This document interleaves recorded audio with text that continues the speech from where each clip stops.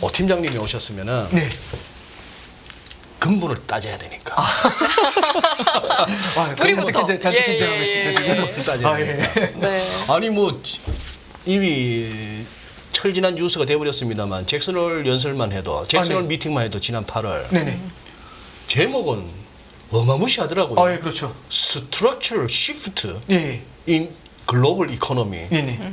그래서 뭐 얼마나 대단한 얘기들을 하시려고 했는데 파월, 라가르드, 우에다 예. 뭐 저는 늘 하던 얘기만 하는 것 같아가지고 그걸 네네. 갖다가 우리 오 팀장님이 다시 한번 재해석도 해주시고 아, 지금 네네. 여러 가지 경기 측면에서 알딸딸한 상황이에요. 네네.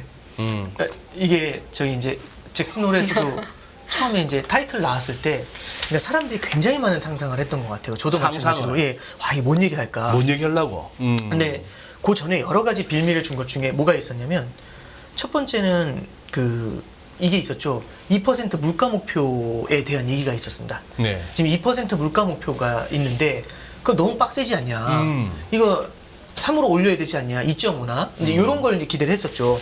그래서 이게 사실은 이제 주장하는 논리도 되게 괜찮아요. 왜냐하면 2%라는 게 과학적인 근거가 없는 거거든요. 그래서 예전에 그렇죠. 상황이 그냥 2%가 적당했으면 지금은 아니다. 이제 이게 뭐하고 비슷하냐면 우리 이제 시험을 고등학생들이 예를 들어 시험을 봐요. 네. 근데 시험을 보는데 100점 만점에 90점이 넘어야 통과가 되는 시험이 있다고 가정을 하죠. 예. 이래야지 이제 통과가 된다. 그런데 예. 이제 문제는 뭐냐면 그래서 이제 90점을 받으려고 다들 노력을 해가지고 90점을 잘 받았어요. 예. 그래서 뭐 학생들 전체 중에서 한 40~50%는 90점을 받고 통과가 됐는데 어느 날인가부터 고등학교에 이제 새로운 과목이 추가가 된 거죠. 무슨 과목이 추가됐을까 해보니까 양자역학이 추가가 된 거예요. 이게 일단 고등학생들이 이해가 안 돼요. 네. 그래서 이게 줄빵점이 나오는 거예요. 모든 사람이 아이고. 빵점이에요. 그러니까 예. 진짜 전교 1등도 90점 넘기가 쉽지 않은 거예요. 그랬더니 이제 진짜 천재라는 애들이 90점을 간신히 넘기는 거죠. 그랬더니 난리가 난 겁니다. 와, 이게 말이 되냐. 아직도 90점이 기준이라면 그러면 전부 다 탈락이다 이거. 이렇게 이제 얘기를 하는 거죠. 그러면 그래서 이제 얘기하는 거죠. 만약에 여기서 90점 만들려면 고등학생들 진짜 잠 못 자고 예. 평생 진짜 하루에 2시간도 못 자고 공부해야 될까 말까다. 이제 이런 주장이 나온 거죠. 예. 그래서 그럼 이제 어떻게 되냐면 그래서 결론은 그 기준점을 80으로 낮춰라. 이제 이렇게 주장하는 거예요. 그러니까 지금 3%를 주장하는 것도 로직이 있어요. 이게 지금 상황이 옛날이랑 바뀌었는데 3%를 인정하고 들어가는 게 맞지 않냐. 얼마든지 유연하게 바꿀 수 있는 거 아니냐. 사실은 한은도 물가 목표제를 했을 때 2.5% 밴드가 있었어요. 네. 그래서 이제 그게 사실은 2010년대 초반인가 이제 2로 바뀌게 되거든요. 이제 그런 식으로 이거 바꿀 수 있는 거 아니냐 이렇게 그러니까요. 얘기했는데 뭐 그럴싸한 얘기 중에 하나죠. 그리고 시장은 내심 기대를 했죠. 물론 시장도 이거 바꿔줄 거라고는 생각 안 했거든요. 근데 대신에 이런 거 있잖아요. 여지만이라도 남겨줘. 그러니까 이런 거죠. 저 2% 그거 3으로 바꿔야 되는 거 아니에요? 그럴 때 시끄러워요. 듣지도 않고 그냥 가거나 이런 것보다는 고민해볼게요. 이건 다르잖아요, 느낌이. 그럼 네. 이빨이 들어간다는 느낌이 나잖아요. 이건 이런 느낌이잖아요. 그래서 그럼 이제 시장이 미소를 싹 지었겠죠. 그래서 이제 첫 번째는 물가 목표를 갖다가 변경시키는 것에 대해서 왜냐하면 지금도 2%를 고집하다 보면은 과도한 긴축으로 실물 경제를 망가뜨릴 수가 있는데 그걸 굳이 목표로 잡는 게 맞냐라는 얘기가 현실적으로 대두가 된 게 1번입니다. 그래서 물가 목표에 대한 변화 이게 이제 구조적인 변화 아니냐 이렇게 글쎄. 얘기하는 거고요. 글쎄. 그다음에 예. 이제 두 번째는 그 유명한 중립금리 얘기가 나온 거죠. 예, 제가 중립금리. 저는 진짜 요즘 놀라는 게 네. 이게 제가 저 같은 사람이 아니고 이렇게 저희처럼 이렇게 금리 보는 사람이 아니고 이게 대중방송에서 중립금리를 얘기하는 게 이게 진짜 우리나라 정말 어떤 매크로적인 지식에서 정말 어마어마한 이게 대화가 된다는 것 자체가 네, 진짜 네, 저는 네. 엄청난 변화라고 생각을 해요. 근데 이제 거기에 이게- 공헌하셨던 분이 예. 우리 오 팀장님이세요. 아닙니다. 예. 이게 제가 진짜 놀랐는데요. 그래서 요즘 이제 세미나 같은 데 가면 질문이 들어와요. 중립금리에 대해서 어떻게 생각해요? 깜짝 놀랍니다, 진짜. 근데 이제 결국에는 중립금리라는 걸 그냥 쉽게 설명하면은 이 금리일 때는 물가가 오르지도 않고 떨어지지도 않는 성장도 과열되지도 않고 뭐 이렇게 무너지지도 않는 그런 아름다운 금리가 있다고 가정하고 걔는 계속 바뀌어요. 네. 실물 경제의 상황에 따라서. 근데 이제 이렇게 생각하면은 사실상 답이 안 나오고 조금 쉽게 보면 이게 지금 이 중립금리 때문에 매파하고 비둘기파가 엄청나게 싸우고 있거든요. 예. 그럼 연준 내에서 매파와 비둘기파가 싸우는 주장을 한번 들어볼게요. 예. 간단하게 말씀드리면 매파는 이렇게 얘기합니다.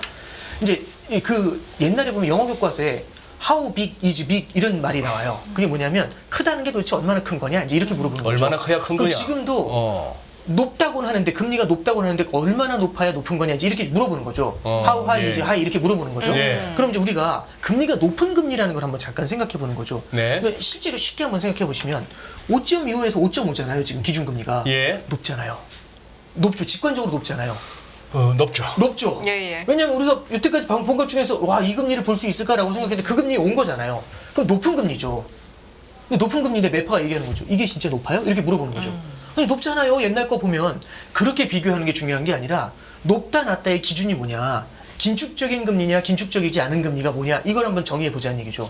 만약에 지금의 금리가 높고 이게 긴축적인 금리라면 지금 물가가 뚝뚝 떨어져야 되잖아요. 그렇죠. 성장이 팍팍 박살나야 되잖아요. 집값도 뚝뚝 떨어지고. 예, 그렇죠. 근데 지금 성장이 어마어마하게 탄탄해요. 네. 미국 경제 성장, GDP 성장률도 탄탄하게 나오고 GDP 나우에서 이번 주에 조금 꺾였는데 5.6이에요 여전히 3분기가 연율로 환산하면. 예. 그럼 미국 경제 성장이 탄탄하고 실업률이 반세기 최저예요. 물론 이제 요즘 보면은 쫙 오프닝에 졸트라든지 이런 게 조금씩 줄어들어가지고 이제 되는 거 아니야? 조금씩 식는 거 아니냐? 그렇죠. 살짝 식는 느낌은 나는데 여전히 반세기 최저 실업률이에요. 그럼 이런 거 보면은 이런 느낌이 들죠. 그렇죠. 그리고 물가가 그럼 빨리 떨어지지 않냐? 사실 지금 보면은 소비자 물가 지수가 빠르게 떨어지다가 역기저효과로 빠르게 떨어지다가 3%에서 꼬리를 말았잖아요. 그리고 실제 보시면 PC도 지금 오늘 새벽에 보면 꼬리를 말아 올렸거든요. 이걸 보면은 지금 물가가 빠르게 빠지냐? 긴축적이라면 물가가 계속 내려가야 정상이잖아요. 근데 그러지 않은 거죠 지금. 그걸 보면서 매파가 얘기하는 거죠. 자 그러면 이게 긴축적이라고 생각하십니까?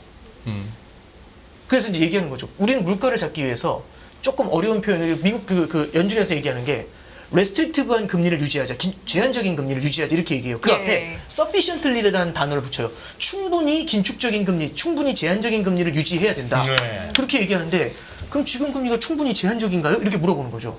그럼 이제 이렇게 되잖아요. 이렇게 되잖아요. 네, 그래서 네, 이제 네. 매파가 얘기하는 거죠. 그래서 올리자고요. 예. 라고 얘기하는 게 매파 진영의 논리입니다. 여기에 대해서 비둘기파가 얘기하는 거죠. 와, 스톱. 왜 그래?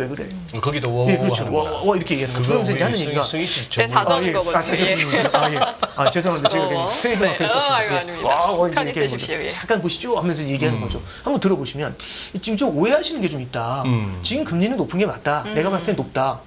근데 이 효과가 안 나타나는 이유는 잘 생각을 해봐라. 약을 먹었는데 약 먹으면 바로 기침이 사라지든 이렇게 얘기하는 거죠. 기침이 사라지려면 며칠이 지나야 되잖아요. 네. 그 효과가 나오려면 하루는 지나야 그렇죠. 되잖아요. 예. 그래서 이제 물어보는 거예요. 딱 아니 그러면 이제 지금 제가 기침한다고 하나 먹었어요. 근데 바로 안 사라져. 그래서 바로 하나 더 먹어. 그럼 열알을 한꺼번에 먹어요. 그럼 못 나와요 여기. 못 나와요. 그러지 않아요. 큰일 나죠. 그래서 얘기하는 거죠. 네. 아니 왜 이렇게 성격이 급하시냐고. 수면제 먹었는데 예. 바로 잠이 안 와. 잘 생각해 보시면 또 먹어. 그렇죠, 큰일 그렇죠. 납니다. 예. 그러니까 이제 얘기하는 게 그거예요. 잘 생각해 보셔라. 실제로 우리가 자이언트 스텝으로 금리 올리기 시작한 건 작년 네. 6월이에요.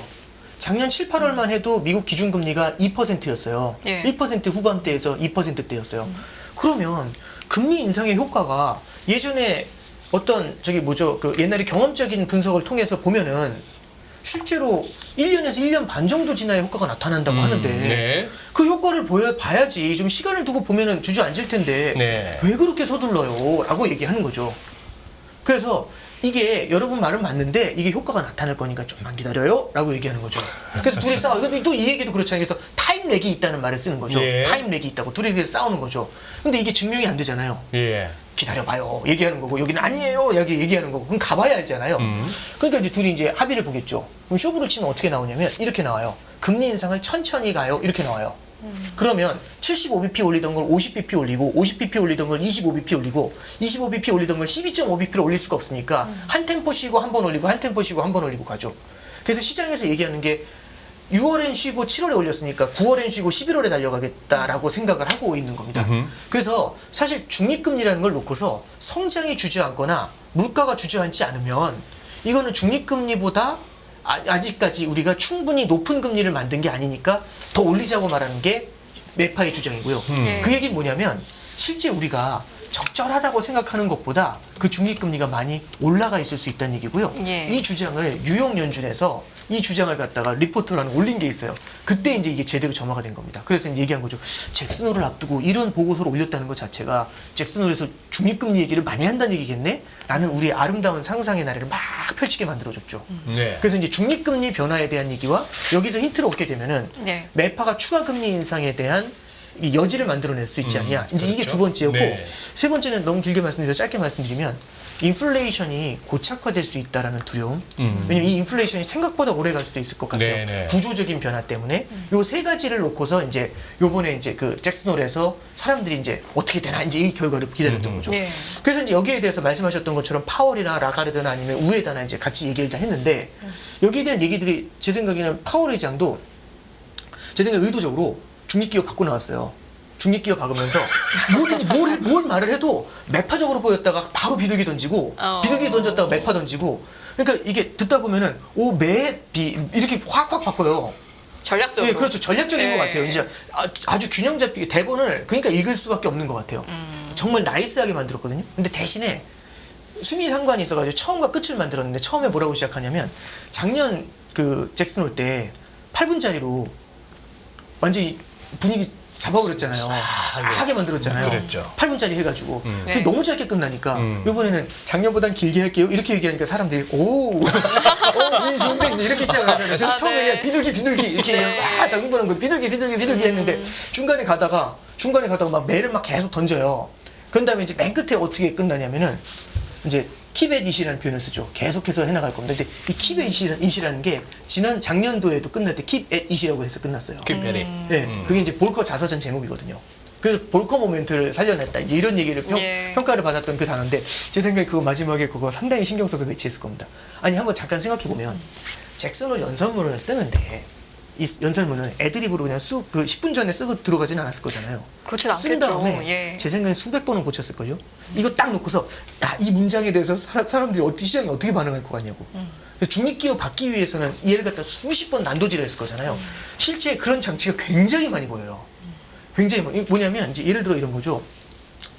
임금이 쉽게 안 떨어진다. 이 구조적으로 노동시장에 좀 너무 과열이 되어 있는 것 같다. 예. 그럼 이거 지금 매파적이야? 막 이렇게 생각을 했는데 그 뒤에 뭐라고 하냐면 그렇지만 여성의 노동 참여율은 사상 최고치예요 라고 얘기하거나 그 뒤에 또 뭐라고 하냐면 이민자들이 많이 들어오기 시작했어요. 이렇게 얘기하는 거죠. 그러면 뭐? 그럼 또 이제 다른 주제로 넘어가요. 그러니까 계속 중탕을 시켜버리다가 예. 맨 끝에 킵에잇으로 끝나버리니까 시장이 깜짝 뭐지? 이렇게 킵에잇.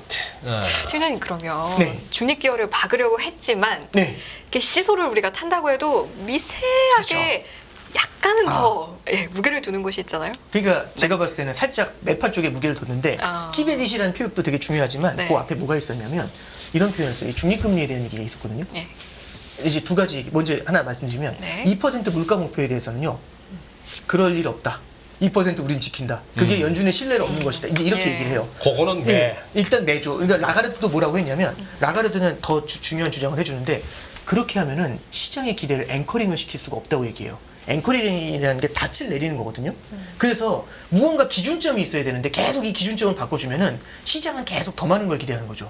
예를 들어서 양자역학 들어왔다고 80점 만들어주면 그 다음에 다른 과목 들어올 때마다 공부 안 해요. 왠지 아세요? 70점으로 낮춰주겠네? 이러고 생각한다니까요. 그럼 또 과목 들어올 때마다 60점으로 계속 떨어질 거라고 생각하면 저쪽에서 계속 기준을 바꿔줄 거니까 난 안 해도 돼. 이렇게 생각을 하는 거죠. 그래서 실제로 물가 목표를 올리잖아요. 그럼 그거 또 올라가가지고 기다려요. 4%를 올려달라고. 그렇게 바뀔 수 있다는 얘기죠. 그래서 라가르드가 뭐 꼴대로 옮긴다 이런 얘기도 아니고 예. 이게 시장의 기대를 앵커링 시키기 위해서는 힘들더라도 지금은 움직일 때가 아니라고 명확하게 선을 긋고 갑니다. 네. 그래서 이거는 매였죠. 그다음에 두 번째는 그러고 보니까 그 영어 단어의 앵커링이라는 단어가 참 느낌이 오네요. 예, 그렇죠. 돛을 딱 네, 그렇죠. 내려서 네네. 배가 어지간한 바람이나 네네. 파도에도 안 움직여야 되는데 네네. 이게 unanchored. 예. 이게 돼버리면 이게 뭐 그렇죠. 배가 이렇게 돼버리니까 네네. 여기다 그쵸. 꼬집기가 이렇게 옮기면 안 되죠. 그러니까 되게 중요한 표현을 쓴 거죠. 예. 이제 두 번째는 중립금리에 대한 얘기를 해요. 중립금리에 대해서 누가 뭐라고 라가르드가 아니요. 파월이 파월이. 딱 네, 얘기를 하는데 네. 뭐라고 중립금리에 대해서 뭐라고 얘기하냐면 여기가 제 생각에 살짝 뉘앙스가 흘려졌는데 예, 여기서 이제 되게 힌트를 많이 준 것 같아요. 네. 뭐라고 얘기를 하냐면 중립금 모르겠다. 일단 이렇게 얘기해요. 모르겠다. 이거는 뭐 정확하지도 않고 솔직히 자기도 모르겠다. 이 얘기를 해요. 그 예전에도 일관적으로 모르겠다고 얘기를 했어요.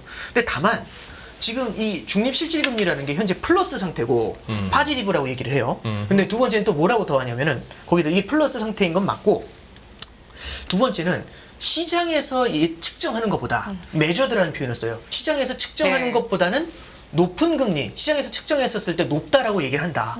이렇게 얘기를 해요. 그럼 이 얘기는 뭐냐면 지금 금리가 꽤 높다라고 파월이 말하고 있는 거잖아요. 그래서 네. 오 비둘기 그럼 지금이 높으면 더 올릴 필요가 없는 거잖아요. 오 비둘기 했는데 그 뒤에 뭐라고 하냐면 다만 지금도 그러는데 추세 이상의 성장을 이어가면 그때는 지금의 금리가 높은 게 아닐 수 있다라고 얘기하는 거죠. 그래서 금리를 추가로 인상해야 될 수도 있다라고.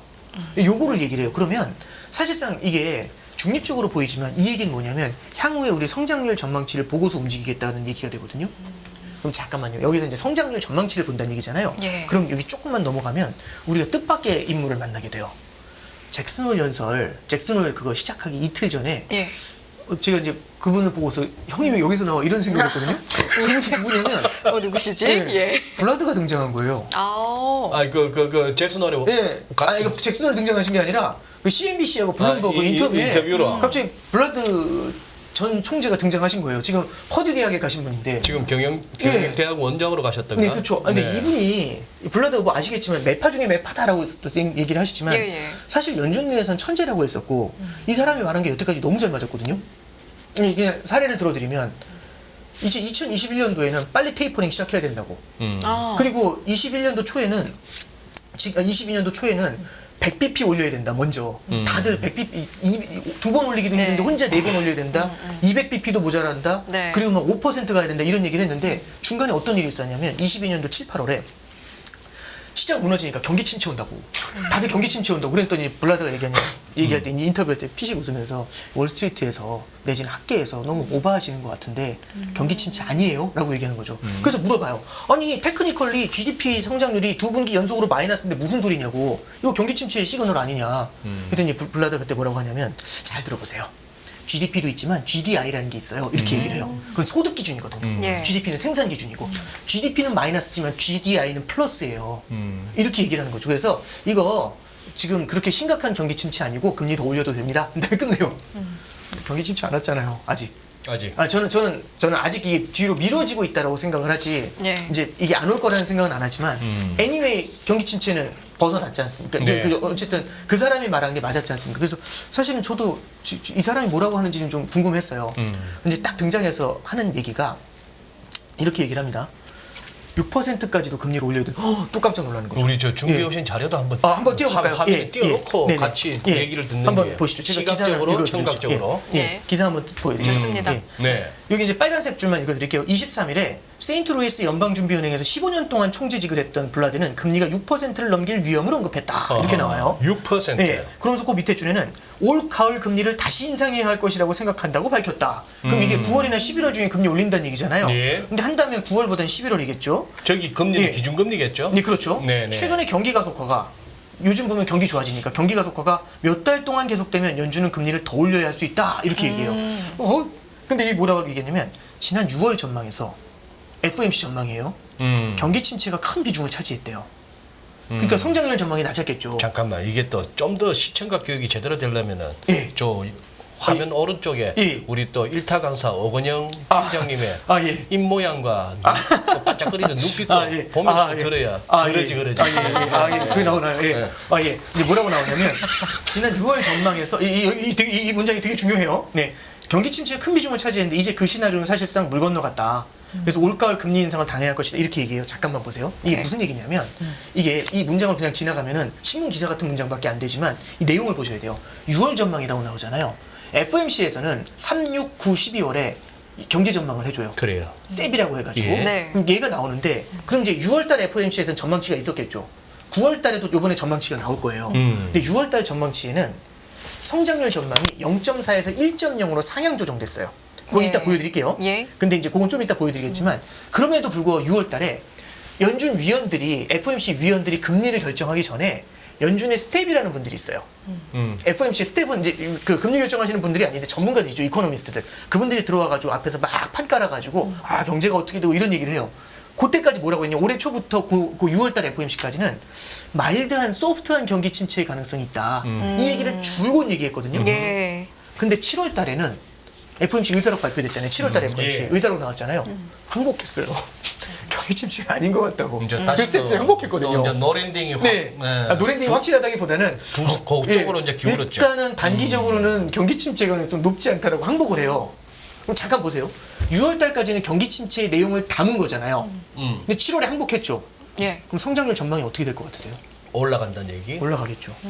근데 여기 뭐라고 하냐면 6월 전망에서 경기 침체가 큰 비중을 차지했대요. 성장률 예. 전망에서 이제 그 시나리오는 물 건너갔대요. 그래서 연준이 올가을 금리 인상을 단행할 것이라고 한대요. 그리고 거기서 더 큰 의문은 만약에 경제가 지금보다 더 가속화되면 6%까지도 가야 된다 이런 얘기를 하거든요. 이게 일단 블라드가 한 얘기예요. 그럼 잠깐 볼게요. 이게 무슨 얘기냐면 잠깐 이게 뭐냐면 6월달 FOMC 그 나온 그 경제 전망 그 수표입니다. 거기서 제가 잘라왔어요. 여기 보시면 GDP 성장률인데 네. 이게 마취 프로젝션이라는 게 3, 6, 9, 12월에 하니까 3월달 전망치잖아요. 예. 3월달 전망치에서 성장률 전망을 올해 0.4를 했는데 요거 6월달 전망에서 1.0으로 올렸어요. 근데 이 1.0이라는 숫자도 뭘 머금고 있냐면 소프트한 경기 침체의 가능성을 머금고 있는 숫자예요. 저게 그럼 요번에 세븐은 어떻게 나올까요? 이게 1.0에서 올라갈 것 같아서 셉템버. 예. 셉템버. 아, 예. 9월. 예. 그렇죠. 예, 그렇죠. 내가 알아들었다. 예, 예, 처음 예. 들었지만 알아들었다. 셉. 아, 예, 예. 근데 예. 네, 그게 중요한 건 아니고 네네네. 이 경제 전망에서는 1.0을 끌어올릴 수 있겠죠. 지금 분위기는 그렇죠. 예. 경제 전망을 지금 끌어올릴 수가 GDP 나오가 있겠죠. 연율로 5.8, 5.9 이러고 있는데. 예. 오늘 보니까 이제 5.9에서 5.9까지 갔다가 오늘 이제 업데이트된 거에는 5.6으로 내려왔는데 5.6 내려왔어요. 저도 5.6 간다는 생각은 안 해요. 이게 오버하고 있다라고 생각을 하는데 그래도 저기 생각보다는 추세보다는 강한 성장을 보여주는 대표적인 증거 중에 하나거든요. 그러면 잠깐 보시면 이게 한 단계 성장률이 레벨업이 될 수가 있지 않습니까? 예. 그럼 잠깐 생각해 볼게요. 이 숫자는 누가 찍는 1.0이라는 숫자는 이거 누가 찍냐면 연준 위원들이 찍는 거예요. 그죠? 네. 그럼 연준 위원들이 이게 올라갔다고 찍는다는 얘기잖아요. 그럼 아까 매파와 비둘기파로 다시 돌아갈게요. 비둘기파가 얘기해요. 아니 이 효과가 천천히 나타난다. 그래서 지금은 모르지만 시간이 지나면 성장률이 내려오지 않겠어? 이렇게 얘기하는 거죠. 근데 여기다 대고 위를 찍어버리면 성장률 전망이 안 내려온다는 얘기잖아요. 예. 그렇잖아요. 아니, 우리는 내려올 거라고 예상하면서 기다려보자고 하는데 성장률 전망에서 위를 찍어버리면 예. 사실 미래 때문에 그런다고 하는데 미래가 그렇게 나쁘지 않다라고 인정을 해버리면 사실상 지금이 중립금리가 그렇게 낮지 않다는 얘기잖아요. 지금 예. 금리가 높지 않다는 의미가 되잖아요. 예. 그럼 밑으로 내려와 보세요. 연준 위원들이 뭐라고 얘기했냐면 지난 6월 달에 연준에서 뭐라고 전망했냐면 2023년 말에 평균 금리가 원래는 3월에는 5.1이 될 겁니다라고 얘기했다가 5.6으로 바꿨어요. 잠깐만 돌아가 볼게요. 그 옆에 보시면은 내년 말에는 4.3이라고 했다가 4.6으로 올렸어요. 자, 이게 뭐냐면 그 유명한 점도표입니다. 하나 더 가볼게요. 이게 6월달 점도표예요. 이거 많이 보셨잖아요. 6월달 FOMC 때 연합인포에서 했던 방송도 한번 보세요. 그때 뭐라고 했냐면 여기 다들 깜짝 놀랐어요. 아니 연준 위원들이 상당 부분이 어딜 찍었냐면은 18명 중에 13명이 5.5에서 5.75 이상을 찍어요. 지금 금리가 5.25에서 5.5예요. 그러니까 그럼 이 얘기는 한 번 더 올릴 거란 얘기잖아요. 그리고 여기 이 세 분 누군지 모르겠지만 누군지 알 것 같아요, 대충. 제일 위에가 예. 블라드 형이겠네. 블라드 형님 이제 저기 그렇죠, 이제 물러나셨으니까 저 때만 그때 해도- 계셨으니까. 저 때만 해도 찍을 이제 때- 이분 찍을 물러나셨으니까. 때였으니까. 네. 근데 제 생각엔 블라드가 아니라 보우먼이실 것 같아요. 이제 그 또 유명한 분 한 분 계신데 미셸 보우먼. 미셸 보우먼. 아 이분 세시더라고요. 아우 진짜 강성이시더라고요. 네. 근데 이제 그 저기 그분 훌륭한 분이라서 잠깐 제외하고 여기 보시면 12분이 지금 위를 찍었어요 다. 네. 그러면 그래서 이번에 메스터도 뭐라고 했냐면 메스터가 아니라 그 전에 콜린스가 뭐라고 했냐면 여전히 우리 라지 넘버 오브 멤버들이 금리 인상을 지지를 한다 이 얘기를 해요. 그래서 사람들이 깜짝깜짝 놀라죠. 그래서 블라드가 얘기하는 게 뭐냐면 만약에 이번에도 성장률 전망이 업그레이드가 되잖아요. 조금 더 높아지잖아요. 그러면 금리 인상을 할 수 있는 명분을 확보할 수가 있어요. 그러니까. 예. 그리고 하나만 더 보시면 그래서 사실 6월달 이거 발표됐을 때만 해도 뭐라고 했냐면 오버하고 있어. 겁주려고 이러는 거야. 그리고 보세요. 요거 내년 거 전망 보세요. 원래 내년 전망이 올해 초만 해도 뭐라고 했냐면 6월부터 금리 인하하고 내년 말까지 3%까지 내린다고 했어요. 기준금리를. 네. 근데 여기 뭐라고 찍어놨냐면 자 보세요. 요 라인이 4.5% 라인이에요. 무슨 시력 검사하는 느낌인데 손이 있으니까 그러죠. 안 그래도 희미하게 예, 보고 가리고 있었어요. 네. 이게 4.5예요. 4.5. 네네. 4.5인데 4.5가 이렇게 있잖아요. 요 예. 위로 사람이 꽤 많아요. 그러니까. 그러네요. 자 그러면 이게 근데 이게 너무 좀 숫자로 세니까 불편하다 해서 앞으로 가보면 그래서 평균적으로 얼마를 찍은 거냐면 올해 말에는 5.6 내년 말에는 4.6을 찍었어요. 근데 이거 보고 다들 뭐라고 했냐면 뻥카 치지 마 이랬거든요. 뻥카 치지 마. 근데 저기 최근에 조금 이제 졸트 보면서 좀 내려오긴 했지만 잭슨홀 직후에 보세요. 잭슨홀 직후에 어떻게 나왔냐면 여기 나오는 거 보면은 금리를 5.5에서 5.75로 올릴 확률이 굉장히 높아졌었죠. 50% 이상으로 올라갔어요. 예. 그죠? 그러면 이 얘기는 6월달에 FOMC에서 찍은 걸 따라 마신 거잖아요. 시장이 끌려온 거잖아요. 그리고 하나 더, 내년 말을 얼마로 찍고 있냐면 3%가 아니라 4.25에서 4.5를 때리고 있어요 지금. 요걸 찍고 있는 거잖아요 연준에서는. 예. 4.5에서 4.75를 예, 예. 4.6이니까 거의 수렴하고 있어요. 그러니까 다들 뭐라고 했냐면 이게 재작년부터 시작한 거예요. 테이퍼링 연내한다고 하니까 뻥치지 마 이랬거든요. 연내했잖아요. 2021년도 11월에. 그 다음에 이제 그 22년도 들어오면서 4번 올린다, 8번 올린다 할 때 다 뻥치지 마라고 했는데 계속 따라가잖아요. 네. 그래서 계속 시장이 갈아 올리죠. 갈아 끼죠. 이게 과거하고 좀 바뀐 게 한번 잘 생각해 보시면 옛날에는 연준이 올린다고 해도 시장이 너 못 올려. 너네 뻥카야 하면 그대로 내렸어요. 연준이 항상 졌거든요, 시장한테. 지난 몇 년간은. 특히 2019년에는 완패를 당했어요. 근데 지금은 21년 말부터 지금까지 연준이 말한 대로 끌려가요, 계속 시장이. 전망이 아예 뻥치지 마 하다가 아니네. 뻥치지 마 아니네. 뻥치지 마 아니네. 그럼 여기서 만약 성장률 전망이 올라가게 되면 또 시장에서는 또 9월 달엔 금리를 동결하겠죠. 근데 만약 성장률 전망을 조금 올려버리면은 그 다음에 이제 시장이 바라보는 건 뭘 바라보냐면 11월 인상 확률이 높아질 수도 있다라는 생각을 하게 되겠죠. 예. 그래서 이제 블라드 얘기처럼 6%가 된다는 거는 사실상 여기서도 성장률이 갑자기 확 밀어 올릴 때, 예, 그때 얘기가 되는 걸 거고요. 근데 이제 적어도 블라드 같은 매파가 바라봤었을 때는 11월 금리 인상 가능성이 상당히 높다라고 얘기하고 있는 겁니다. 그래서 저는 이번 잭슨홀이 이번에 9월 달에 FOMC에서 뭘 바라봐야 되는지 그 포인트를 찍어준 거라고 생각해요. 왜냐면 성장률 전망을 주목해라. 그렇죠. 성장률 전망을 보셔야 되고 그래서 지금 잭슨홀 이후에 나왔던 졸트 보고서라든지 어제 발표됐던 PCE라든지 그다음에 이제 ADP 고용 지표 나왔잖아요. 그거 오토매틱 데이터 프로세스에서 예. 나온 거. 이런 것도 보고 오늘 밤에 발표되는 이제 그 고용 지표에도 사람들이 주목하는 이유가 지금은 물가보다도 이제 성장률 전망이다. 왜냐면 추세 이상의 성장률을 가져가는 순간 금리를 올릴 테니까 제발 그러지 말아줘 이러면서 기도를 하고 있는 거죠. 네, 그래서 예. 이제 FOMC로 자연스럽게 넘겼다라는 게 포인트가 되고 제 말 너무 길게 했는데 그러니 잠깐만 여기서 여기서 그거 해야겠네요. 네. 아까 제가 우리 오 팀장께서 셉 하실 때 그냥 september라고 했는데 정정하겠습니다. 우리 오 팀장께서 말씀하신 거는 아까 보여주셨던 그 예. 저 전망치 성장률 전망치하고 그 앞에 거, 예. 그 앞에 거 저거, 예. 저게 셉이거든요. Summary of Economic Projection에서 예, 그렇습니다. 그거 말씀하신 건데. 예, 그렇습니다. 예. 저는 제가 발음이 안 좋아서 September. 예, 제가 그냥 예, 9월 FMC에 september로 그냥 예. 들었어요. 제가 지금 발음이 안 제가 좋아가지고 아까 잘못 들었고 저걸 얘기하시는 거였고 9월 FMC가 머지 않았습니다. 9월 19일, 20일이니까 이제 벌써 우리는 9월 달 접어들었고요. 9월 21일 새벽에는 또 우리 홍선희 아나운서 혼자 새벽부터 아주 고생할 것 같은데 굿모닝 코맥스에서 그려지고 있어요. 그날은 진짜 김준성 대표님 좀 도와주셔야 되는데 그날이라도 임시 소환을 해야 될지. 그지? 예. 그러는데 즉 셉, 저 Summary of Economic Projection에서 9월 달에 저 전망치가 GDP나 실업률이 올라가면은 전망치 올라가고 실업률이 더 낮아지거나 스테이하면은 시장은 안 좋은 거예요. 일단 시장이 힘들어지는 거죠. 거고. 예, 그런 걸 바라보겠죠. 그게 이제 시장이 안 좋아야 된다라는 의미보다는 물론 시장이 그것도 아니, 어떻게 소화하느냐에 그걸 따라 어떻게 다르겠지만 소화하느냐겠지만 11월에 금리 인상에 대한 금리. 고민을 훨씬 더 크게 만들게 되겠죠. 그렇다. 예, 요게 이제 포인트고요. 근데 마지막 하나만 더 말씀을 드리면 롱거런이라는 게 있잖아요. 예. 요놈이 실질금리예요. 중장기 실질금리. 네. 실질금리 내지는 중립금리? 예, 그렇죠. 예, 그러니까. 중립 실질금리죠. 예. 여기 밑에 보시면 2.5라고 나오잖아요. 예. 2.5라고 나오잖아요. 잠깐만요. 지금, 예. 오늘 우리 또 선생님 나왔으니까 평소 궁금했던 거 다 여쭤보겠어요. 저 롱걸은 점도표로 한번 넘어가 보죠.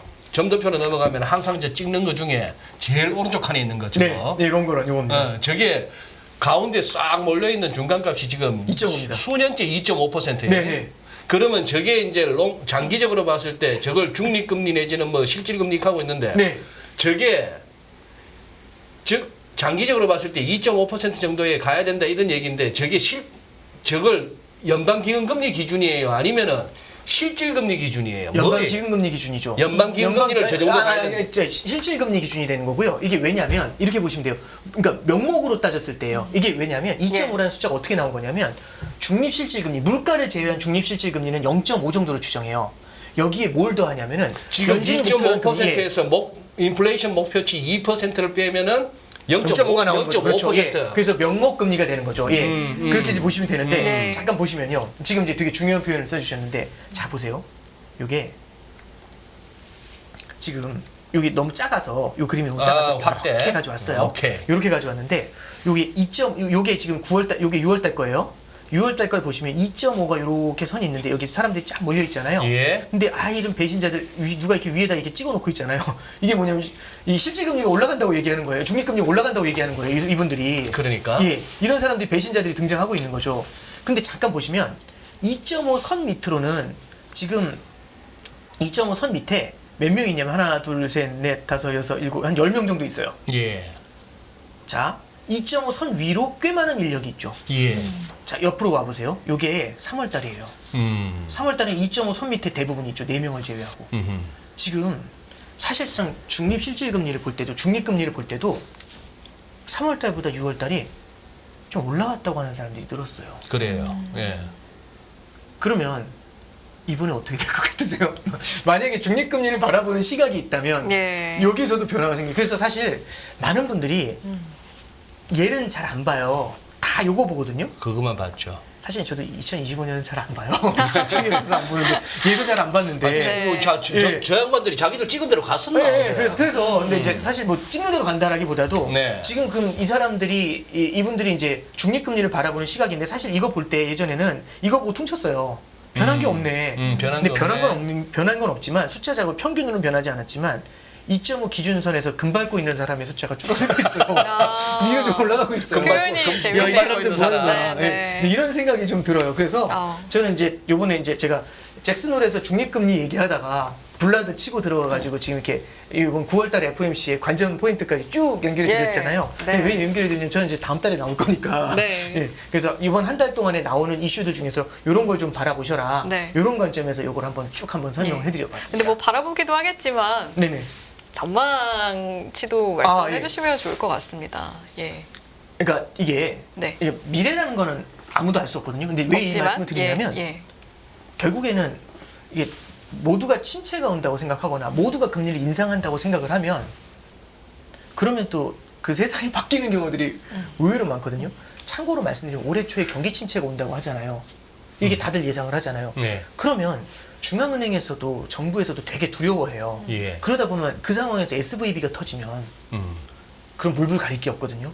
왜냐하면 거대한 경기 침체가 올 수 있지 않습니까? 그럼 긴축 상황 속에서도 변경을 줄 수도 있거든요. 그럼 재정 사이드에서 TG에 있는 걸 풀어서라도 지원을 나가줘야 되고 그래서 보면 재정 지출이 올해 굉장히 많으니까 지금 신용등급하고도 연결이 되는 거지 않습니까? 예. 또 하나는 금리 인상의 속도를 생각보다 많이 늦춰야 될 수도 있죠. 그러다 보니까 50bp에서 25로 빠르게 낮춰줬고, 네. 그죠? 그리고 중간에는 양적 긴축을 하는 상황에서도 뒤로 BTFP라고 해가지고 연준의 대차례 조표를 늘려주는 식으로 유동성을 공급해줬지 않습니까? 금리가 높더라도 예. 예, 이제 이런 것들이 하나의 포인트가 되거든요. 그러면 이런 것들을 바라보면서 시장이 자신감을 얻어요. 역시 그럴 줄 알았어. 조금만 힘드니까 난리 나는구만. 아니 연준이. 글쎄 예. 난로 틀어놓고 거기다 에어컨까지 격치 켠 거 아니에요? 예, 그렇죠. 그러니까 이제 이게 긴축한다 예, 해놓고 그 와중에 뭐 그렇죠. 은행권 터지니까 그러니까 이제 이런 거 있잖아요. 이게 좀 유치한 말씀인데 선풍기 틀어놓고 이불 덮고 있으면 되게 좋지 않습니까? 행복해요. 아, 네, 네. 그러면 안 죄송합니다. 되는데. 예, 쓸데없는 전기세 얘기했습니다. 생각하면 그러면 안 쓸데없는 얘기했어요. 되는데. 죄송합니다. 예. 제일 행복한 순간. 그러면 안 되는데 저도 예, 아는데 예. 뭐 이제 효과는 별로 없을지 모르겠지만 뭐 하는 짓이냐라고 할 수도 있지만 아니요. 기분은 좋더라고요. 삶이 지칠 때 한 번씩 하면 괜찮습니다. 예, 그런 거 예. 괜찮습니다. 에어컨 네. 틀고 이불 덮고 있으면 되게 좋거든요. 근데 이제 죄송합니다. 이제 그 쓸데없는 얘기를 했는데 그 무슨 얘기를 하다가 일로 왔죠? 이제 그래서 이제 무슨 얘기했죠? 죄송합니다. 예. 오케이. 예, 예. 그러니까 저희 전망치 얘기하다가 아, 전망치. 왔고요. 경우의 수 말씀해주고 계셨습니다. 예. 뭐 실제로 상황에 따라서 그 네. 얘기죠. 그러니까 이게 뭐냐면 결국에는 9월 달에 만약에 금리 인상을 할 것이다라고 얘기를 하고 거기에 대해서 예. 시장이 굉장히 긴장해서 받아들이잖아요. 이런 것들이 실물 경기에는 상당한 프레셔를 줄 수도 있어요. 이게 대표적인 케이스가 언제 있었냐면 예. 2015년이 그랬어요. 2015년 12월에 기준금리 처음 올렸거든요. 네. 그런 다음에 뭐라고 했냐면 이제 2016년 초부터 4번도 2016년에 4번 올린다고 했거든요. 그럼 3월, 6월, 9월, 12월에 올린다는 얘기예요. 시장이 그 얘기를 듣고 깜짝 놀라가지고요. 후덜덜하면서 떨다가 누가 먼저 쓴 약한 고리 중에 중국이 흔들리기 시작을 해요. 그래서 2016년에 3월 달에 금리 올려야 되는데 안 돼, 못 올려요.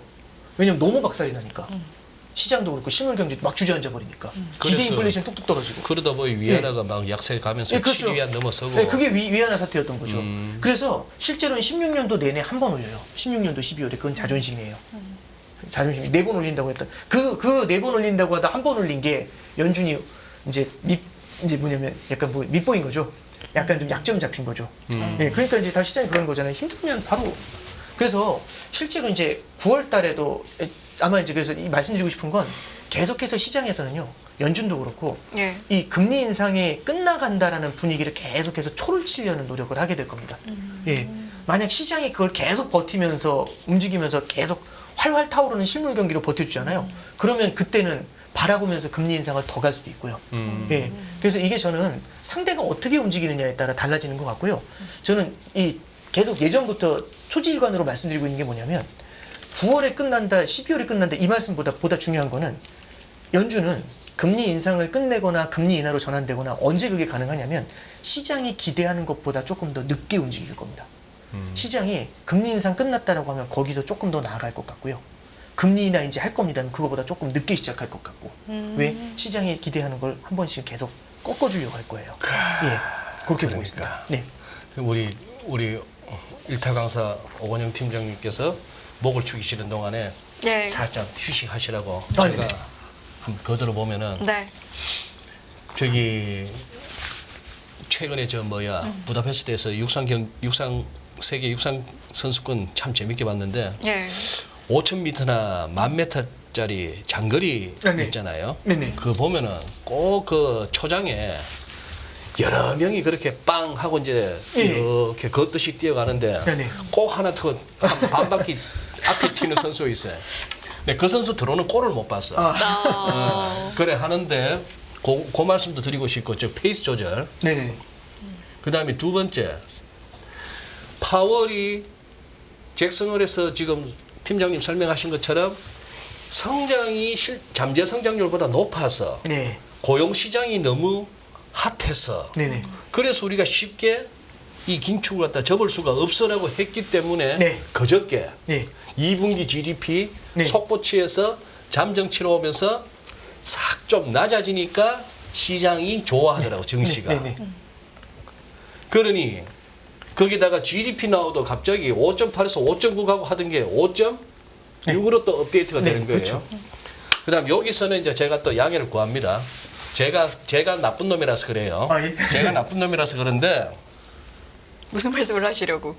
혹시 예. 얘 아닌가 싶어 갖고 5,000m, 10,000m 갔다가 총소리 듣자마자 100m 뛰듯이 뛰는 선수 아닌가 싶어서 지금 이러다가 내년에 11월까지 어떻게 끌고 가려고. 내년 선거까지 네. 장을 갖다가 끝까지 안 부러뜨리고 계속 이 현 상태를 유지하든지 더 끌어올리기 위해서는 시장이 원하는 데이터를 계속 만들어내라. 이 가능성도 저는 꼭 중국만 그래야 됩니까? 미국도 충분히 그럴 수가 있거든. 네, 이제 저는 되게 의미 있는 말씀을 좀 예. 해주신 것 같고, 그러니까 지금의 금리 이 질문은 사실상 많은 사람들이 던지는 질문의 핵심이에요. 네. 뭐 저기 실질 금리가 어쩌고 다 떠나서 지금 금리 못 견뎌 이제 이 얘기인 거거든요. 내년 가면 박살 날 거 아니야. 내년에 선거 신경 안 쓸 거니 이제 이런 얘기로 귀결이 돼. 그러니까 저도 절대적으로 공감합니다.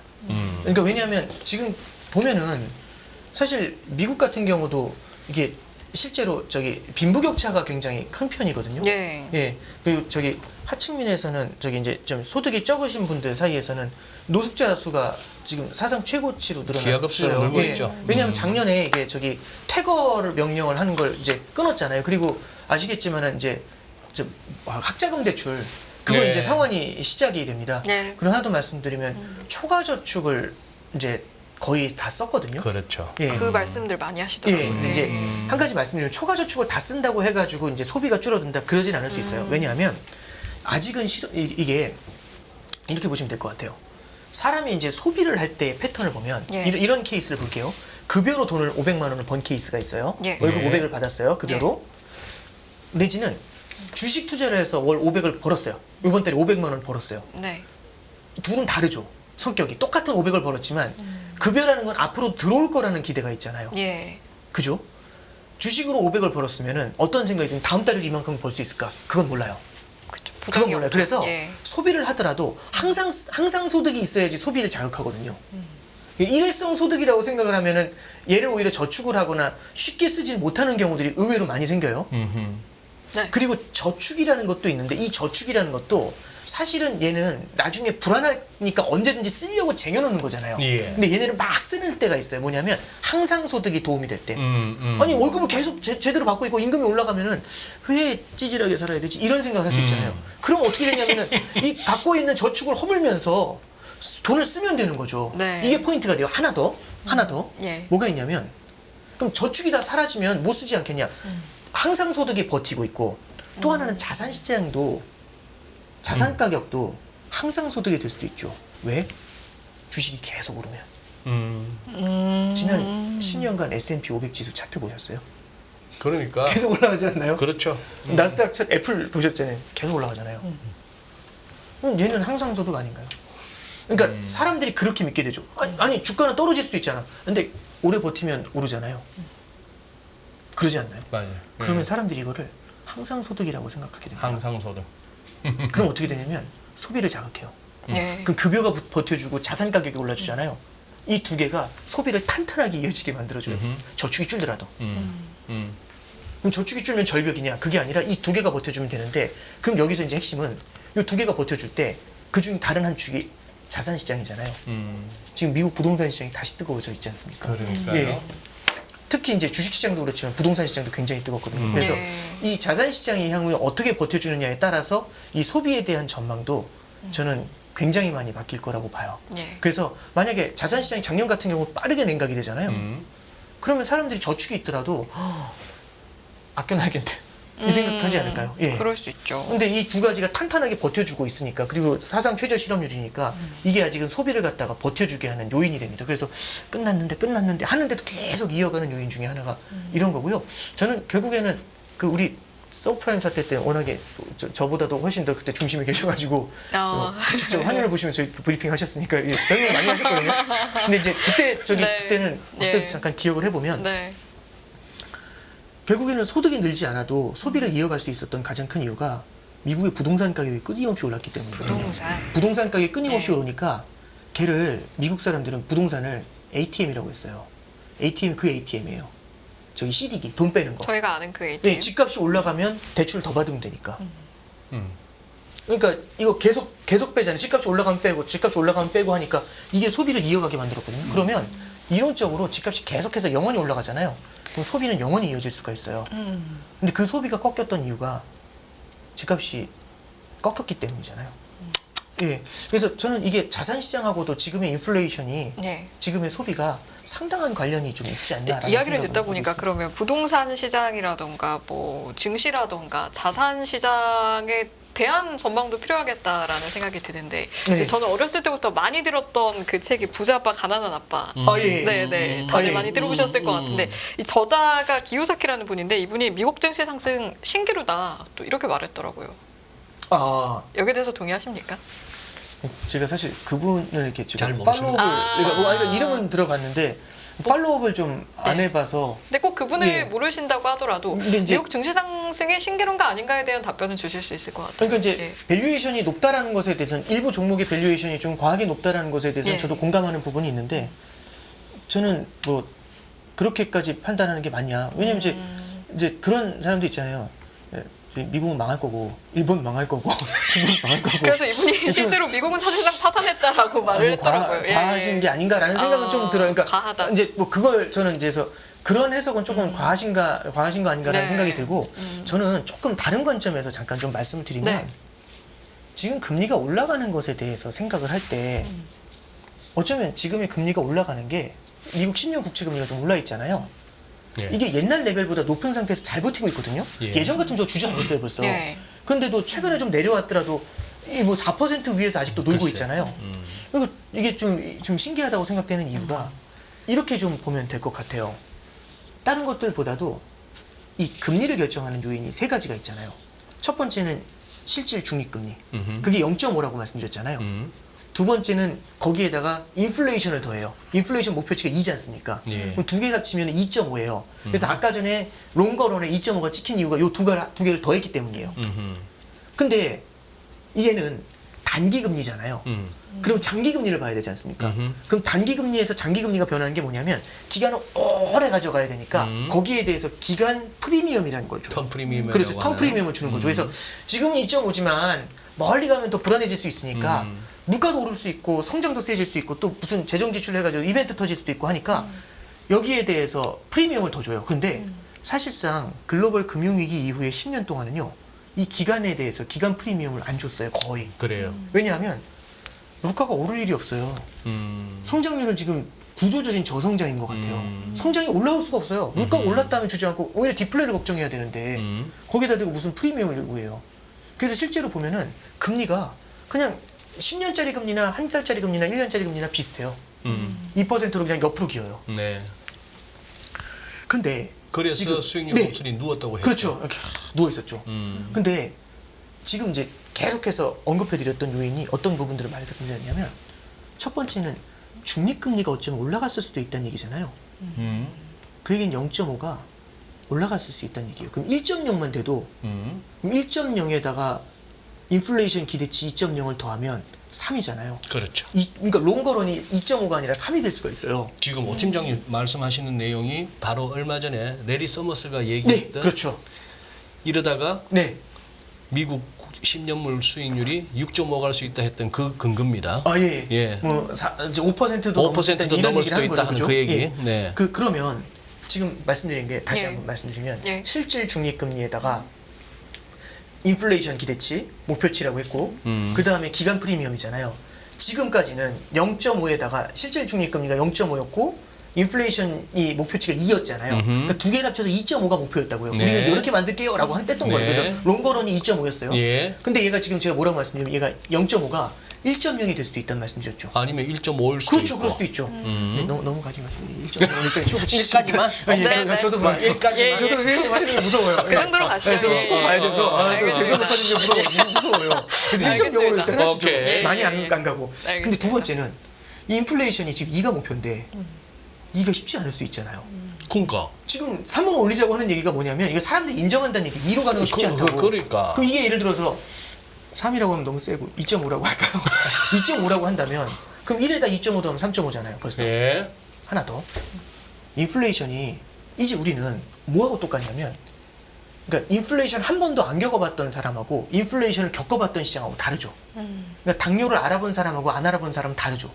그러니까 그냥 멀쩡한 사람은 전혀 상관없는데 당뇨병 때문에 입원을 했다가 퇴원을 해요. 그러면 옛날처럼 살 수 있는 게 그게 아니죠. 의사가 뭐라고 할까요? 퇴원하시는데 이거 언제든지 재발할 수 있으니까 요거 드시지 마세요. 진짜 조심하셔야 돼요. 예. 이런 얘기 하죠. 그러니까 그 병을 앓은 건 다르잖아요. 인플레이션을 겪어본 거하고 겪어보지 않은 건 달라요. 이게 달라요. 진짜 그리고 또 하나 꽂히는 비유가. 예. 또 하나 뭐가 있냐면 그럼 앞으로 물가가 언제든지 다시 튈 수도 있죠. 네. 70년대처럼. 네. 그리고 또 하나는 옛날하고 달라진 게 그 정부의 재정 지출이 되게 커질 수가 있죠. 네. 아, 예. 왜냐하면 이자가 올라가면은 정부 재정 지출을 늘려야 돼, 국채 발행을 늘려야 되면은 재정 지출이 과해질 수가 있어요. 하나 더 마지막으로 뭐가 있냐면 IRA라는 게 있지 않습니까? 그 예. IRA 때문에 미국으로 성장에 집중이 되잖아요. 예. 그럼 미국으로 성장에 집중이 되면 미국에 투자가 일어나지 않습니까? 투자는 돈을 빌려서 하는 거거든요. 그 돈을 빌린다는 얘기는 자금에 대한 수요가 늘어나는 겁니다. 예. 잠깐 말씀드리면 글로벌 금융위기 이후에 10년 동안은요. 미국 경제에서 투자가 없었어요. 투자가 실종이 돼 있어요. 그러면 돈에 대한 수요가 없는데 양쪽 안으로 돈을 들이부은 거예요. 그럼 돈에 대한 공급은 있는데 수요가 없잖아요. 예. 그럼 돈의 가격인 금리가 바닥으로 붙어요. 그랬죠. 근데 지금 미국 경제의 저축이 줄어들고 있지 않습니까? 그런 상태에서 투자 수요가 늘어나게 되면 그러면은 돈의 공급은 없는데 수요가 늘잖아요. 그렇죠. 이거는 금리의 상승 요인이 되는데 이런 것들이 그러면 이제 이런 거죠. 앞으로 10년을 보자는 이유. 그럼 거기에 대한 프리미엄을 우리 계산하는 거예요. 그래요. 근데 이제 제가 얘기하는 거죠, 선생님한테. 저기 뭐 앞으로 물가 올라가겠습니까? 뭐 성장 나오겠습니까? 아무것도 없습니다. 그러니까 이거 제로 이렇게 얘기하는데 선생님이 이상한 소리 하지 마라. 자, 들어봐. 얘기하시는 거죠. 이렇게 이제 주장하시고 이렇게 말씀하시는 거죠. 자, 들어봐라. 첫 번째는 첫 번째는 옛날이랑 달라졌다. 옛날이랑 달라졌다. 얘기하면서 예. 야, 물가가 수시로 치솟을 수 있잖아. 그래, 맞아. 이게 1번. 어. 두 번째는 그다음에 이제 두 번째 말씀에 재정 지출이 언제든지 늘어나면서 국채 발행 반칙할 수 있잖아. 향후 10년 안에 있을까 없을까? 있을 수도 있네요. 이런 얘기 하는 거잖아요. 그다음에 세 번째 그거잖아요. 투자 수요가 중간중간 크게 올라올 수도 있잖아요. 그러니까. 그렇죠. 그러면 불확실하지 않습니까? 그럼 그러면 채권 이제 투자하는 사람한테 보상을 당연하지, 줘야죠. 당연하지. 그럼 1년 빌려줄 때보다 10년 빌려줄 때는 훨씬 이자 세게 불러야지. 그럼 기간 프리미엄이 돌아오는 거거든요. 사라졌었다. 집 나갔던 애가 돌아오는 거거든요. 그러면 아까 1 이제 중립 실질 0.5에서 1. 그다음에 1도 있고요. 그다음에 인플레이션 이제 2.5라고 그냥 한번 그러니까 이거 그냥 숫자 찍는 거예요. 네. 2.5, 1, 2.5면 3.5잖아요. 네. 거기다 기간 프리미엄으로 1 찍으면 4.5잖아요. 네. 그럼 10년 국채 금리가 4.5가 어쩌면 이게 그냥 4.5가 스탠다드 4.5가 이제 플로어가 될 수가 있는 거죠. 그 얘기를 하는 게 너들리라든지 에리언이라든지 서머스라든지 아니면은 잠깐 아까 그 기사 좀 하나 다시 인용 좀 해도 될까요? 예, 그럼 예. 화면 네, 띄워볼까요? 네, 네, 예. 네. 네. 이 얘기를 누가 하셨냐면 저 블라드 총재가 비슷한 얘기를 했는데 맨 밑에 보시면 이분이 뼈 때리는 얘기 많이 하고 갔어요 이번에. 블라드 맨 밑에만 한번 읽어볼게요. 빨간색. 예. 블라드 학장은 팬데믹 이전 수준의 저금리와 저물가 환경으로 복귀에 대해 회의적이라고 밝혔다. 그는 인플레이션이 목표를 상회하는 기간 동안 정책 금리는 인플레이션율보다 높아야 한다며 이는 2008년 이후 금리 체계보다 더 높을 것이라는 의미라고 덧붙였다. 이렇게 얘기를 하거든요. 네. 얼마 전에 금융통화위원회가 있었어요. 예. 우리 금통이. 네, 이창용 예. 총재께서 기자가 그 질문을 하거든요. 부동산 시장과 가계부채를 이제 언급을 하니까 예. 네, 총리님 말씀이 집값이 오르고 떨어지고는 뭐 잘 모르겠고 그거는 하는 총재의 소관은 아닌 것 같고 근데 이제 이걸 얘기하시잖아요. 뭐냐면 주택을 사는데 지금 집을 사는 이유 금리가 높은데도 집을 사는 이유가 있죠. 왜냐하면 사람은 미래를 프라이싱 하잖아요. 집값이 오르는 걸 믿고 그렇죠. 기대하고. 금리가 내려갈 것이고 집값은 오를 것 같으니까 이제 대출을 받아서 집을 사는 건데 예. 거기에 대해서 얘기하시는 거죠. 지금 많은 분들이 지금 젊은 분들은 인플레이션을 겪어본 적이 없지 않냐. 그래서 예전에 그 지난 10년 동안에 아름다웠던 낮은 금리로 복귀할 거라고 생각을 하는데 물론 아름다운이라는 말씀을 안 쓰셨어요. 그 금리로 복귀할 거라고 생각을 하는데 그러지 않을 수 있다. 그러니까 항상 주의해야 된다. 이 얘기를 하시거든요. 그 뭐 상당히 언론에서 네, 보도가 많이 나왔던 됐습니다만 얘기죠. 이 총장께서 무슨 말을 하신 거예요? 네, 네. 털이 쭈삐 섰을 수 있는 네, 그러니까 예. 지금 더들리나 서머스나 에레리언이나 블라드나 아니 이창용 총재님도 그렇고 이런 코멘트들을 쭉 한번 보면 어쩌면 우리한테 되게 익숙했었던 그 2010년대 뉴노멀이라는 금리 있잖아요. 예. 거기로 돌아가지 않을 수도 있다는 얘기예요. 우리는 마스크 벗었으니까 그 코로나 이전으로 돌아갈 거라고 생각을 하지 않습니까? 근데 저는 아직도 좀 기억이 나는 게 2010년도, 11년도가 아직도 기억이 나요. 그때 이제 저는 어떤 생각을 했냐면 2007년도, 6년도에 금리가 꽤 높았어요. 5% 정도 됐고 예. 환율이 900원까지 내려갔습니다. 훨씬 잘 기억하실 겁니다. 전문가시니까. 근데 2009년도, 10년도 되니까 환율이 금융위기 때 1,600원까지 올라갔다가 쫙 빠지면서 1,100원까지 내려오더라고요. 그래서 무슨 생각했냐면 900원으로 돌아간다. 900원. 정상이 900원이었잖아요. 아. 1,000원 미만이 정상이었다니까요. 예. 근데 900원대를 본 적이 없어요. 2010년대 내내는. 한 번 2014년도 7월 달에 1000.01원을 찍어요. 그게 바닥이었어요. 2010년대 전체에. 그것도 잠깐이었나요? 예, 잠깐이었어요. 그리고 대부분 다 평균이 1150원에서 환율이 형성됐어요. 우리는 금융위기 이후에 금융위기 이전의 레벨로 돌아갈 줄 알았는데 안 돌아가더라고요. 못 돌아가더라고요. 그리고 금리도 2009년, 10년, 11년에 잠깐 솟았다가 확 가라앉았거든요. 그 다음에 계속 가라앉아요. 그게 코로나 때 1%까지 주저앉은 겁니다. 그러면 우리는 그래서 이제 그때 많이 유행했던 단어가 뉴노멀이라는 단어가 유행해요. 네, 네, 예. 네. 그러니까 5%라는 금리에 대해서 제가 은행에 입행했던 게 2003년도거든요. 그때 정기예금 금리가 4.8이었어요. 선배들이 뭐라고 했냐면 미친 저금리라고 했습니다. 4.8이면 미친 저금리가 아닌 것 같았대요. 제 생각에 지금은. 4.8이라는 숫자는 그대로 그 기표는 그대로 있잖아요. 근데 거기를 바라보는 함의는 그때는 미친 저금리지만 지금은 울트라 무슨 그레이트 울트라 뭐 킹갓 무슨 고금리 아닌가요? 그러니까요. 20년의 터울을 두면서 노말하다는 게 바뀌었지 않습니까? 네. 그래서 저도 이제 요즘 좀 고민하는 게 이분들도 얘기하는 거지만 그때하고 다른 노말이 펼쳐질 수도 있다라고 얘기하는 거죠. 그럼 여기서 이제 이렇게 질문이 들어있습니다. 그럼 계속 금리 올라간다고? 그게 아니라 금리를 인하하더라도 예를 들어 인하하더라도 옛날만큼 할 수가 없죠. 한번 해볼까요? 3.25라는 기준, 지금 3.5잖아요. 3.25가 기준금리면 높나요, 낮나요? 옛날보다. 우리나라. 예, 높죠. 3.0이면 높죠. 그러지 않을까요? 아니 그러면 예. 들어보니까 어쨌든 그럼 체질이 바뀌었다. 그리고, 예, 그럴 수 있다는 그리고 얘기죠. 쉽게 돌아가기는 어려울 수도 있다. 네, 그렇죠. 라는 맥락으로 이제 들었습니다. 네네, 자, 그럴 수 있다는 그렇다면 얘기죠. 예. 이 모든 이야기를 향해 가는 중에 시청자분들께서 그 궁금하실 단 한 가지는 그렇다면 투자는 어떻게 해야 하는가? 라는 질문을 예. 저희가 또 이제 일부 마무리할 시간이 예, 슬슬 예. 되니까 예. 이 이야기를 또 안 저- 드릴 수가 예. 없습니다. 예. 저는 이렇게 답을 드릴게요. 사람들은 이제 그런 것 같아요. 지금 많은 분들이 금리가 높은데도 투자하시는 이유는 미래에는 브라이트한 미래가 펼쳐지기 때문에 그래요. 지금 금리가 암만 높아도 걱정이 안 돼요. 왜? 극기훈련도 마지막 날 제일 행복하거든요. 집에 갈 거니까. 그래서 우리는 머지않은 미래에 낮은 금리를 만날 거예요. 금리가 올라가도 걱정하지 않아요. 왠지 아세요? 올린 만큼 더 내릴 거거든요. 그럼 호재가 커지는 거예요. 우리 어렸을 때 보면 그 유치한 만화 중에 이렇게 때리면 더 강해지는 애들 있잖아요. 되게 죄송합니다. 오늘 왜 이렇게 유치하죠? 그런 것처럼 올려, 더 좋아, 좋아합니다. 유치한 더 개그 많이 내려. 좋아해요. 이제 예. 이런 느낌이 들거든요. 네. 이런 느낌이 있거든요. 근데 이제 블러드 총재나 이제 저런 분들이 이 석학들이 이 구루들이 얘기하는 그 이면은 뭐냐면 그러지 않을 수 있다는 얘기예요. 그럼 우리는 네. 그렇게 반드시 될 거라고 생각하고 포지셔닝을 할 거잖아요. 포트폴리오를 빌드업을 할 거지 않습니까? 예. 그러지 않을 가능성을 보면 다른 쪽도 염두에 두면서 따라가 줘야 되지 않나. 예. 그럼 우리가 그런 거잖아요. 금리는 무조건 내려가니까 장기채 박아요. 뭐 이런 거 있잖아요. 생각보다 그게 우리 기대만큼 재미가 없을 수도 있다는 얘기죠.